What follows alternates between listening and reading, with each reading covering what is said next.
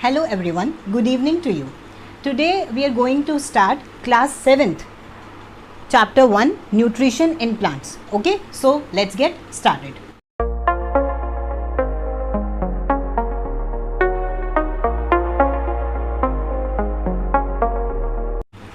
सो अभी तक हमने इन प्रीवियस क्लासेस क्या क्या रीड आउट किया। हमने अभी तक पढ़ा कि फूड हमारे लिए क्यों इम्पॉर्टेंट है, हमने पढ़ा कि फूड के सोर्सेज क्या क्या हैं, फूड से हमें कौन कौन से न्यूट्रिएंट्स मिलते हैं। हमने प्रीवियस क्लासेस में उनके टेस्ट भी किए कि कैसे हम टेस्ट कर सकते हैं कि किस फूड के अंदर कार्बोहाइड्रेट है, किस फूड के अंदर प्रोटीन है, किस फूड के अंदर फैट्स हैं।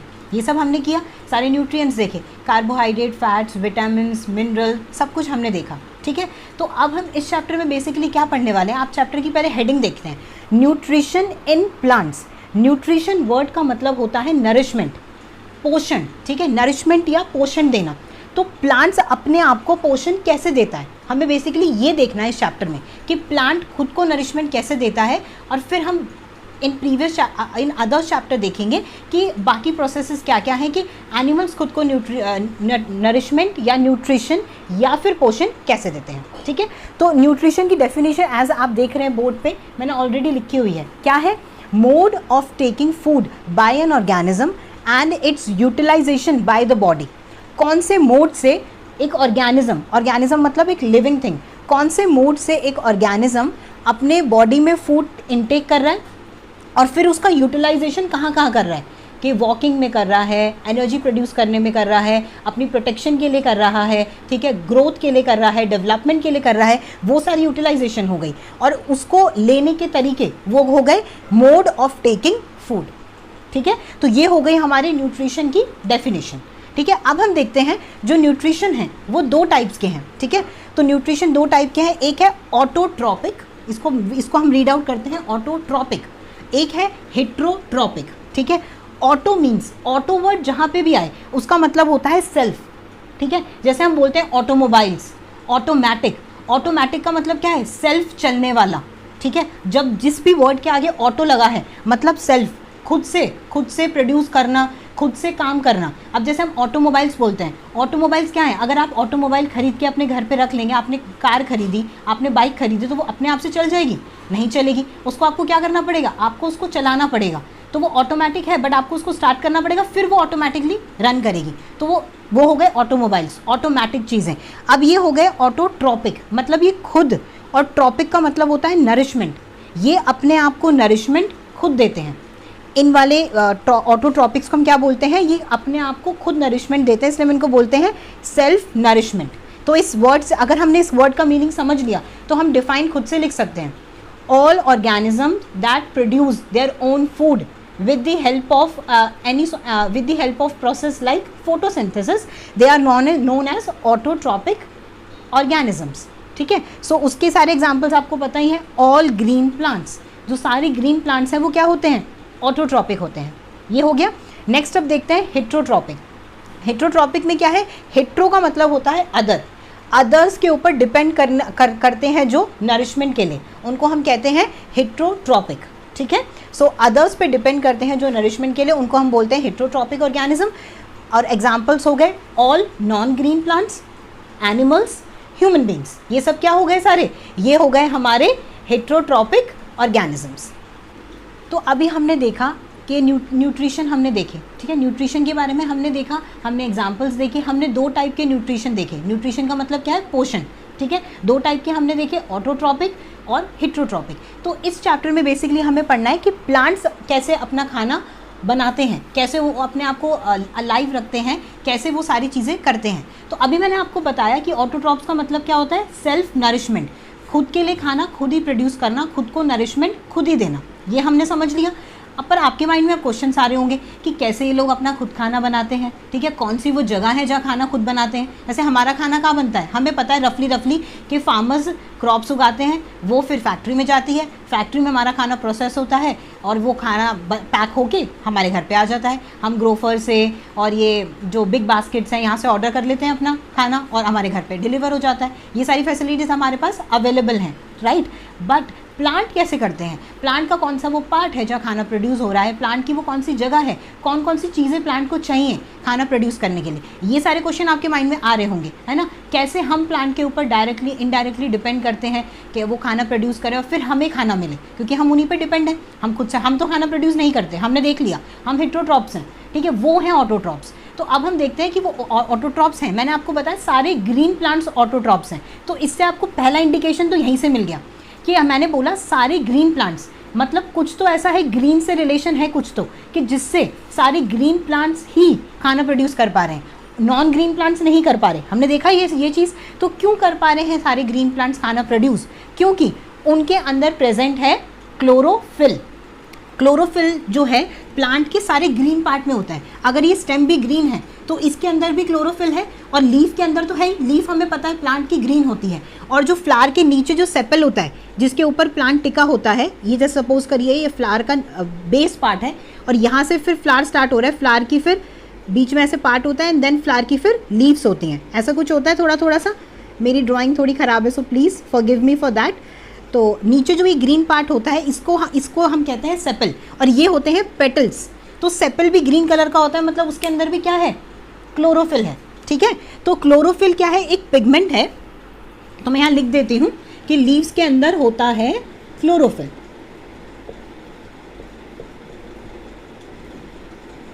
क्लोरोफिल क्या है, क्लोरोफिल एक पिगमेंट है, ठीक है।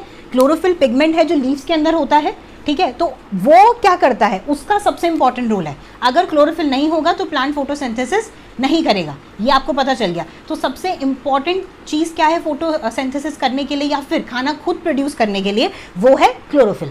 क्लोरोफिल पिगमेंट क्या करता है, सनलाइट को ट्रैप करता है। ट्रैप मतलब पकड़ना, एब्जॉर्ब करना, ठीक है। तो जो सनलाइट, सन से जो सनलाइट आ रही है उसको क्लोरोफिल क्या करेगा, ट्रैप करेगा। ट्रैप कर ली, वो सनलाइट को ही वो एनर्जी की तरह यूज़ करेगा बाकी प्रोसेस करने में। अब हम देखते हैं और क्या क्या चीज़ें ज़रूरी हैं प्लांट को अपना खाना खुद प्रोड्यूस करने के लिए, ठीक है। तो ये हम आपको दिख रहा है, पूरा प्लांट का सिस्टम दिख रहा है। ये स्टेम है, नीचे ये रूट्स हैं। जो रूट्स होती हैं उसको हम कहते हैं रूट सिस्टम, और जो अपर पार्ट है, जो सॉइल के ऊपर वाला पार्ट है, उसे हम कहते हैं शूट सिस्टम। ये पूरा शूट सिस्टम है यहाँ तक, और सॉइल के नीचे है रूट सिस्टम। तो रूट्स बेसिकली क्या करती हैं, वाटर और मिनरल्स जो भी प्लांट को चाहिए खाना प्रोड्यूस करने के लिए, उसको ट्रांसपोर्ट करती हैं लीव्स के पास, ठीक है। लीव्स के पास ट्रांसपोर्ट करते हैं, तो हमें पता है डायरेक्शन कैसी होगी। जब रूट्स एब्जॉर्ब कर रही हैं तो डायरेक्शन क्या होगी, from bottom to top, bottom से टॉप की तरफ जाएगी, वाटर भी और मिनरल्स भी। तो चला गया, फाइन। ये जाता कैसे है ये भी मैं आपको बता देती हूँ। ये जाता है वेसल्स के थ्रू। वेसल्स बेसिकली कुछ नहीं है, जैसे हमारी बॉडी में मसल्स हैं, मसल्स क्या कर रही हैं, ब्लड ट्रांसपोर्ट कर रही हैं from one part two another. Same vessel का भी यही काम है। तो वेसल्स दो टाइप की होती है प्लांट में, एक होती है जाइलम वेसल और एक होती है फ्लोएम वेसल। जो जाइलम वेसल है वो क्या ट्रांसपोर्ट करती है, वाटर एंड मिनरल, और जो फ्लोएम वेसल है जो लीफ खाना प्रोड्यूस करती है वो उसको फिर अदर पार्ट में ट्रांसपोर्ट करती है। जैसे अगर रूट्स को खाना चाहिए, रूट को नरिशमेंट चाहिए, तो लीफ क्या करेगी, खाना फ्लोएम की हेल्प से, फ्लोएम वेसल की हेल्प से रूट्स को दे देगी। और अब जब लीफ को खाना प्रोड्यूस करने के लिए वाटर एंड मिनरल चाहिए तो रूट जाइलम के थ्रू, जाइलम वेसल के थ्रू यहाँ से ट्रांसपोर्ट कर देगी लीव्स में।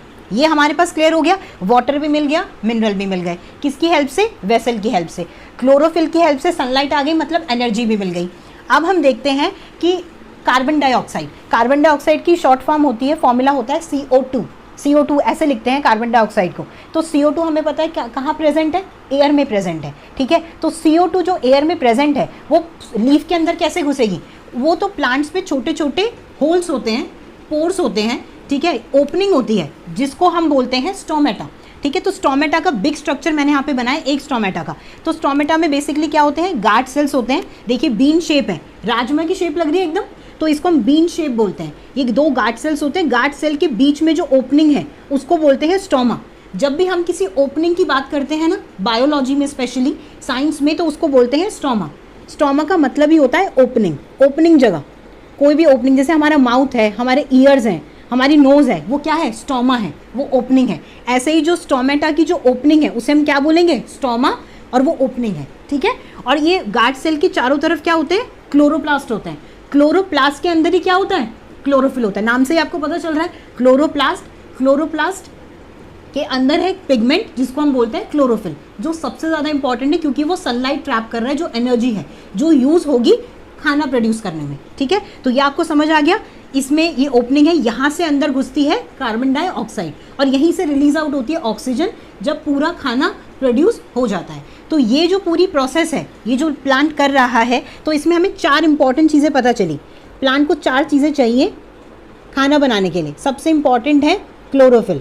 क्लोरोफिल क्या है? Green pigment. यहाँ मैं लिख देती हूँ, क्लोरोफिल है ग्रीन पिगमेंट। और प्लांट को क्या चाहिए? Carbon dioxide CO2। और प्लांट को क्या चाहिए? वाटर। ठीक है, और बताओ और क्या चाहिए प्लांट्स को? क्लोरोफिल चाहिए, CO2 चाहिए, वाटर चाहिए। एक सबसे इंपॉर्टेंट चीज क्या है? Sunlight, right? तो सबसे इंपॉर्टेंट क्या हो गई? सनलाइट, क्योंकि वही तो एनर्जी है। सनलाइट को ही वो कन्वर्ट करके एनर्जी की तरह यूज करेगा। वो एनर्जी यूज करेगा CO2 को और वाटर को ब्रेक करने में, और फिर उससे हमारे पास क्या प्रोड्यूस हो जाएगा? कार्बोहाइड्रेट। वो मैं आपको अभी बोर्ड रब करना पड़ेगा, उसके बाद मैं आपको वो रिएक्शन दिखाऊंगी कि कैसे जो सनलाइट की एनर्जी को यूज करके लीफ में CO2 और वाटर ब्रेक डाउन होता है और फिर क्या प्रोड्यूस होता है हमारे पास? कार्बोहाइड्रेट, फूड प्रोड्यूस होता है, ग्लूकोज। ठीक है, कार्बोहाइड्रेट। तो लीफ को हम बेसिकली क्या कह सकते हैं? प्लांट का फूड फैक्ट्री कह सकते हैं, क्योंकि वहीं पे खाना प्रोड्यूस हो रहा है। तो लीफ को हम बोलते हैं प्लांट की फूड फैक्ट्री। जैसे हमारी फैक्ट्रीज होती है खाना प्रोड्यूस करने की, ऐसी प्लांट की फैक्ट्रीज होती हैं, उनको हम बोलते हैं लीव्स। सो अभी तक हमने क्या करा? अभी तक हमने देखा कि क्लोरोफिल जो है ग्रीन पिगमेंट, वो सनलाइट ट्रैप करता है। फर्स्ट पॉइंट, सबसे इंपॉर्टेंट पॉइंट, सनलाइट जो है वो अल्टीमेट सोर्स है एनर्जी का फॉर दिस प्रोसेस, फॉर खाना प्रोड्यूस करने के लिए, क्योंकि उसी खाने पे हम भी डिपेंड करते हैं और प्लांट्स भी डिपेंड करते हैं। तो बहुत ही इंपॉर्टेंट स्टेप है। क्या है सबसे इंपॉर्टेंट? सनलाइट हम सबके लिए। हमें पता है कि हमारा जो अर्थ है उसका जो एक वार्म टेम्परेचर जो हमारी लाइफ के लिए इंपॉर्टेंट है, सर्वाइवल के लिए इंपॉर्टेंट है, वो कैसे मेंटेन रहता है? सनलाइट की वजह से। और एटमॉस्फेयर क्या है? एक प्रोटेक्टिव ब्लैंकेट है जो उस टेम्परेचर को ट्रैप रखता है, ताकि रात में जब सनलाइट ना हो तो हमारे अर्थ का टेम्परेचर क्या रहे? स्टेबल रहे, है ना? तो इसीलिए जो सनलाइट है वो हमारा अल्टीमेट सोर्स ऑफ एनर्जी है for everything, for this process as well. Okay, so हमने देखा क्लोरोफिल जो है ग्रीन पिगमेंट है जो क्लोरोप्लास्ट में है। ठीक है, साथ साथ आप रिवाइज करते रहिए, टर्म्स भूलना नहीं है बिल्कुल भी। ठीक है, और जो क्लोरोफिल है ग्रीन पिगमेंट है वो क्या ट्रैप करता है? सनलाइट ट्रैप करता है। ठीक है, तो sun is the ultimate source of energy. Next हो गया वाटर एंड मिनरल। हमने देखा था मिनरल, वाटर एंड मिनरल्स। जो वाटर एंड मिनरल्स हैं वो हमें कैसे मिलते हैं? रूट से। रूट में कौन सी वेसल से मिलते हैं? जाइलम वेसल से। ठीक है, तो ये सारी चीज़ें आपको प्लीज़ याद रखनी है। आप डेली रिवाइज करेंगे, आपको बिल्कुल याद हो जाएंगे। ठीक है, तो जाइलम वेसल्स की हेल्प से जो वाटर एंड मिनरल है वो लीफ में जाता है। ठीक है, क्योंकि ये सारी प्रोसेस होकर नहीं है, लीफ में हो रही है। हम एक लीफ की बात कर रहे हैं। इससे पहले मैंने डायग्राम बनाया था, आपको अच्छे से समझाया था। मैं अभी रिकैप करके आपको वो टर्म इंट्रोड्यूस करना चाहती हूँ जिसे हम कहते हैं क्या, वो अभी आपको पता चलेगा। ठीक है, so now the carbon dioxide. Carbon dioxide को हम CO2 लिखते हैं। और कार्बन डाइऑक्साइड कैसे ट्रैप होती है ये भी हमने देखा, स्टोमेटा। ठीक है, स्टोमेटा के थ्रू। स्टोमेटा क्या है? एक ओपनिंग है जिसको हमने क्या बोला था? स्टोमा। स्टोमा एक ओपनिंग है लीफ में। बहुत सारी ओपनिंग है, एक ओपनिंग नहीं है, छोटे छोटे छोटे छोटे पूरी लीफ के ऊपर पोर्स होते हैं, वो ओपन हो जाते हैं। गार्ड सेल्स में क्या होता है? बेसिकली जो गार्ड सेल्स हैं, देखो मैं आपको बताती हूँ थोड़ा डिटेल में कि जैसे ये जो गार्ड सेल्स हैं हमारे, ये हमारे गार्ड सेल्स हैं, इनमें वाटर फिल हो जाता है। इन गार्ड सेल्स के अंदर वाटर फिल आउट हो जाता है, तो ये जो पोर है ये ओपन हो जाएगा। अब आप देखो ये गार्ड सेल्स हैं, सपोज कीजिए गार्ड सेल में वाटर फिल हो गया, तो जब वाटर ये ऐसे होंगे, पहले जैसे इनमें वाटर फिल हुआ ये ऐसे हो गए, तो ओपनिंग खुल गई। तो ओपनिंग के अंदर फिर क्या होगा? जो CO2 गैस है वो जो इनटेक हो जाएगी, CO2 गैस इनहेल हो गई। उसके बाद उनको जब ऑक्सीजन बाहर निकालनी होगी, क्योंकि हमें पता है कि जब ये फोटोसिंथेसिस प्रोसेस होती है तो इन दी एंड प्लांट क्या रिलीज आउट करता है?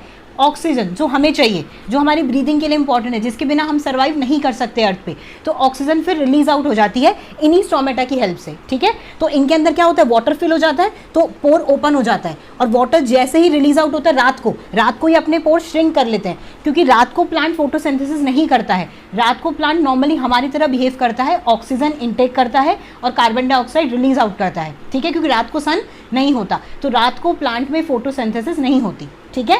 फोटोसिंथेसिस ये टर्म है, ये जो चारों चीज़ों को यूज़ करके जो प्लांट अपना खाना प्रोड्यूस कर रहा है, उस प्रोसेस को हम बोलते हैं फोटोसिंथेसिस।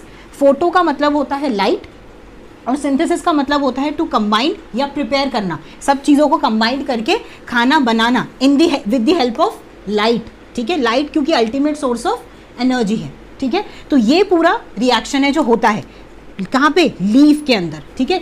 ये पूरा रिएक्शन है जो लीफ के अंदर होता है, ठीक है। तो फर्स्ट क्या है इसमें, कार्बन डाइऑक्साइड स्टोमेटा की हेल्प से, ओपनिंग से, जो ओपनिंग थी स्टोमा उससे इनटेक कर ली, इनहेल कर ली प्लांट ने, प्लांट के अंदर आ गई। उसके बाद वाटर कहाँ से आ गया, रूट से, जाइलम वेसल की हेल्प से रूट से लीफ में पहुँच गया। उसके बाद सनलाइट ट्रैप कर ली क्लोरोफिल ने सनलाइट ट्रैप करी, और उसी एनर्जी को यूज़ करके प्लांट ने इन दोनों को ब्रेक किया।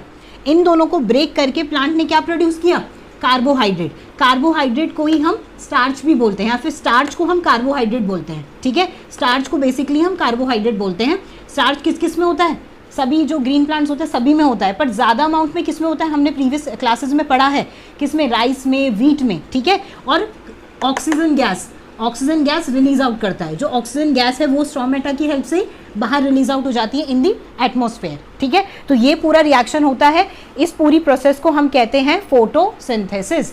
और ये 4 इंपॉर्टेंट चीज़ें हैं जो प्लांट को चाहिए, chlorophyll, water and mineral, sunlight and carbon dioxide, to carry out this process which is photosynthesis to prepare their own food in all the green parts of the plant, not just leaf, green branches also, green stems also, all जो भी green part है plant का उसके अंदर photosynthesis होता है, क्योंकि वहाँ पे क्या present है, क्लोरोफिल present है, तो वो जो part है वो क्या absorb कर लेगा, क्या ट्रैप कर लेगा, एब्जॉर्ब कर लेगा, सनलाइट एब्जॉर्ब करेगा, तो उस एनर्जी का यूज़ करके फिर वो वाटर और कार्बन डाइऑक्साइड का यूज़ करके क्या प्रोड्यूस कर लेगा, खाना प्रोड्यूस कर लेगा, जिसको हम बोलते हैं फोटोसिंथेसिस, ठीक है। तो ये हो गया हमारे पास पूरा प्रोसेस। तो अब हम आगे करते हैं नेक्स्ट टॉपिक। तो अभी तक हमने फोटोसिंथेसिस कर लिया प्रॉपरली। नेक्स्ट टॉपिक हमारा क्या है, नेक्स्ट टॉपिक मुझे आपको एक टर्म है जो हमारी बुक में लिखी हुई है, बट उसके बारे में इतना डीप एलैबोरेशन नहीं है, तो आई वांट कि आपको वो क्लियर हो। तो वो टर्म है बेसिकली ट्रांसपीरेशन।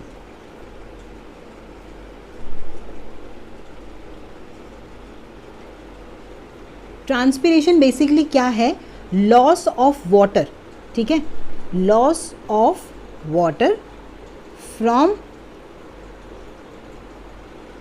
प्लांट और लीफ, ठीक है। तो ये तो इसकी डेफिनेशन हो गई, पर ये होता कैसे है, मैंने यहाँ पे एक डायग्राम बनाया, डायग्राम के बेसिस पे मैंने आपको 2 चीज़ें शो करी हैं, root system and shoot system. Root system में बेसिकली क्या है, ये लीफ है, ये स्टेम है और ये फ्लावर है। तो मैंने अभी आपको बताया था कि यहाँ पे जो लीव्स हैं और जो ग्रीन प्लांट्स होते हैं प्लांट के, उसमें स्टोमेटा होता है, स्टोमेटा ओपनिंग है, स्टोमा तो ओपनिंग है, तो ओपनिंग से वाटर इवेपोरेट भी तो होगा, इवेपोरेशन पता है ना, वाटर साइकिल करी है, तो जो इवेपोरेशन है वो हम वर्ड यूज़ करते हैं नॉर्मल वाटर के लिए, वाटर साइकिल के लिए, ठीक है। पर प्लांट में जो इवेपोरेशन होती है उसको हम बोलते हैं ट्रांसपीरेशन। ट्रांसपीरेशन बेसिकली कुछ नहीं है, वाटर का इवेपोरेशन होना फ्रॉम प्लांट, उसको हम बोलते हैं ट्रांसपीरेशन, ठीक है। तो जब हम प्लांट के वाटर लॉस के बारे में बताएंगे तो हम बोलेंगे ट्रांसपीरेशन के बारे में, ठीक है। तो वो कहाँ से होती है, लीफ में, ऑल ग्रीन प्लांट में, स्टोमेटा से।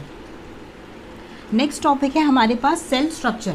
सेल बेसिकली क्या होते हैं, जैसे आपको पता है कि जो हमारा घर है वो कैसे बना है, ब्रिक्स से बना है। बहुत सारी ऐसे ब्रिक्स जो हैं उनको जॉइन किया, उससे क्या बना, हमारे पास हमारा घर बना। ऐसे करके हमने ब्रिक्स को जॉइन करा तो दीवारें बनी, वॉल्स बनी, एंड उससे क्या बन गया, हमारे पास हमारा घर बन गया। सेम तरीके से ही हमारी बॉडी बनी है। ये सेल है, ये 1 सेल है, सिंगल सेल है, ठीक है। इस सेल को अगर हम ऐसे ही बहुत सारे सेल्स ऐसे आपस में अटैच हो जाएंगे तो क्या बन जाएगा, एक ऑर्गेनिज्म बन जाएगा, एक पूरी बॉडी बन जाएगी। ये है हमारा सेल स्ट्रक्चर। सेल स्ट्रक्चर के ऊपर है हमारी सेल मेम्ब्रेन। सेल मेम्ब्रेन क्या है, बेसिकली एक प्रोटेक्टिव कवरिंग है जो सेल को प्रोटेक्ट करती है कि उसके इनसाइड का जो मटेरियल है वो बाहर ना रिलीज आउट हो, ठीक है। साइटोप्लाज्म एक लिक्विड है, जो फ्लूइड है जिसके अंदर सारी चीज़ें फ्लोट करती हैं। और बी सेंटर में होता है सेल के न्यूक्लियस। न्यूक्लियस हमारा जो है डीएनए होता है डीऑक्सी राइबोन्यूक्लिक एसिड। डीएनए के अंदर हमारी सारी जेनेटिक चीज़ें स्टोर होती हैं। जेनेटिक मतलब क्या होता है, जो हमें अपने पेरेंट्स से मिली हैं कि हम दिखेंगे कैसे, हमारी बॉडी अपीयरेंस, हमारा स्किन कलर, हमारे आई कलर, हमारा हेयर, ठीक है, हमारी हाइट, वेट, एवरीथिंग हमें किससे मिला है, हमारे पेरेंट्स से मिला है। तो वो सारी जो इन्फॉर्मेशन है वो कहाँ स्टोर होती है, वो डीएनए में स्टोर होती है। और डीएनए कहाँ स्टोर होता है, न्यूक्लियस में स्टोर होता है। ठीक है, तो ये हो गया हमारा प्रॉपर सेल स्ट्रक्चर। इन सेल, इसी सेल को हम कहते हैं, अगर सिंगल सेल है तो हम उसको बोलेंगे यूनिसेलुलर, सिंगल सेल। अगर बहुत सारे सेल आपस में कनेक्ट हो जाएंगे तो हम उसको बोलेंगे मल्टी सेलुलर। तो जैसे ये एक ऑर्गेनिज्म है, आप सपोज करो इसके अंदर बहुत सारे सेल्स हैं, तो ये हो गया मल्टी सेलुलर। बहुत सारे सेल्स मतलब मल्टी मतलब मैनी और सेलुलर मतलब सेल। मैनी, मल्टी मतलब मैनी और सेलुलर मतलब सेल। तो मैनी सेल से बना हुआ तो उसे हम क्या बोलेंगे, मल्टी सेलुलर। ठीक है, और ये सिंगल सेल है। अगर सिंगल सेल ऑर्गेनिज्म है तो इसको हम बोलेंगे unicellular. Uni means single और सेलुलर मीन्स सेल। ठीक है, तो ये हमने सेल के बारे में पढ़ लिया, सेल स्ट्रक्चर के बारे में पढ़ लिया, यूनिसेलुलर, मल्टी सेलुलर पढ़ लिया। सेल बना किन तीन चीज़ों से बेसिकली वो हमने देख लिया। फोटोसिंथेसिस हमने देख लिया आज के चैप्टर में। हमने देखा प्लांट कैसे अपने खाना खुद प्रोड्यूस करते हैं। और क्लोरोफिल के बारे में हमने पढ़ा, स्टोमेटा के बारे में हमने पढ़ा। ठीक है, स्टोमा के बारे में हमें पता चला। ठीक है, गार्ड सेल्स के बारे में हमने पढ़ा, ट्रांसपिरेशन हमें पता चली। ठीक है, ये सारी चीज़ें हमने आज पढ़ी। ठीक है, सो अब हम मिलेंगे नेक्स्ट वीडियो में। Thanks for watching.